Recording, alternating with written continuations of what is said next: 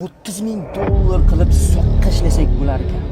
Har bittasidan bitta pochkadan qolsa ham tasavvur qiling, 100 ta mashina sotsa qancha bo'ladi? 1000 ta mashinadan $10,000 dan qolsa ham qancha bo'ladi? $20,000 atrofida pulingiz bor va eskiroq yurgan Equinox olishingiz mumkin yoki yangiroq modellardan Tracker olishingiz mumkin. Xaval bor, balkim bu boshlang'ich to'lovdir. Avtomobilimizni tashqi ko'rinishiga 1 dan 10 gacha shunchaki baho beringlar.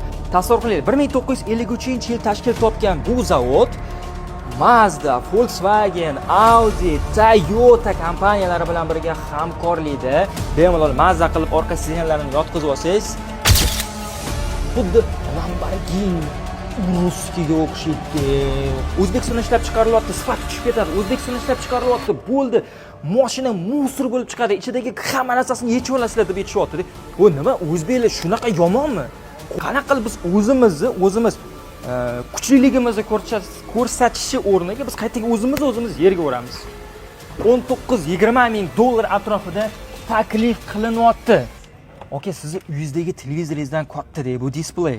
258 million 70 ming so'mga siz ushbu avtomobilni xarid qilsangiz bo'ladi. To'lovlarni tezda amalga oshiradigan bo'lsangiz 7-8 million so'm chegirmasi bo'lyapti.